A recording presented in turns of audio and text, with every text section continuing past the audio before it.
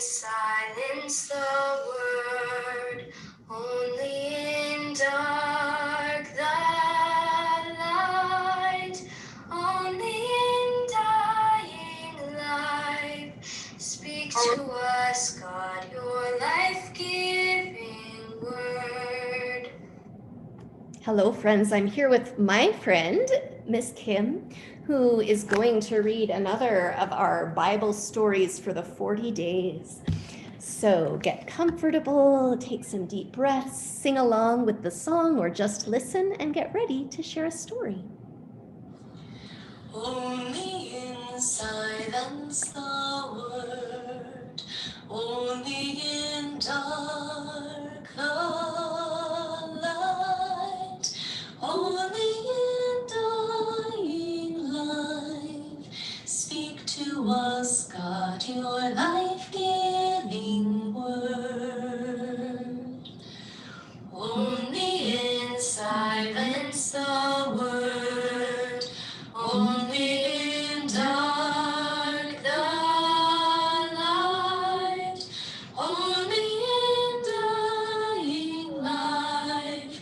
Speak to us, God, your life-giving word.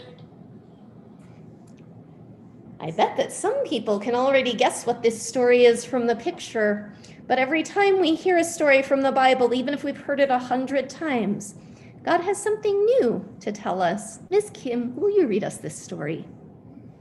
Noah's family in the flood. Abel's murder brought more murder until God was sorry ever to have created people. So God decided to rid the earth of all people and even the animals, all that God had made and declared good. But the goodness of one person changed God's mind. That good person was Noah. Noah walked in peace with all people, and Noah walked in joy with God. God told Noah to protect himself and his family from the destruction God had planned. God told Noah, build a big boat, an ark of wood coated with tar to make it waterproof. God was going to make a flood such as no one had ever seen before, a flood that no one would ever see again. Most people and animals would die in the flood, but God had plans for Noah, his wife, and their children, and two of every kind of animal.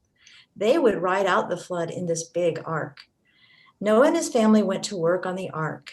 They built it, stocked it with food, and rounded up a male and a female of every animal God had made. What a time they had. Children don't eat what penguins eat, and penguins don't eat what orangutans eat. And how did poor Noah even know what fleas or peacocks or boa constrictors eat? He had to find out, and quickly. But Noah did all that God asked, and the ark was full when the rain began to fall. It rained for 40 days and 40 nights. Water covered the earth, and Noah's ark sailed upon the waters. The water rose higher and higher until the tallest mountain peaks were submerged and no dry land could be seen. God had not forgotten Noah. After those 40 days, God sent a drying wind across the earth, and the waters began to recede. One day, Noah opened a portal and released a dove into the air. The dove flew out, but soon returned. There was no place for the dove to perch, nothing for the dove to eat. 7 days later, Noah released the dove again. The dove was gone all day, and when she came back in the evening, she had an olive branch in her beak. Somewhere, a tree was peeking above the water. 7 days later, Noah released the dove again. He waited and waited, but she never returned. She had found a dry place to nest, and that's how Noah knew that the time had come to leave the ark. When Noah and his family and all the animals walked out on dry ground, they were filled with gladness. Noah built an altar and he knelt down to worship God. And God looked upon Noah with love and made a promise to him. God said, "Never again will I destroy every living thing. As long as the earth lasts, sowing and reaping, cold and heat, summer and winter, day and night shall never cease." As a sign of God's promise, a rainbow appeared in the sky.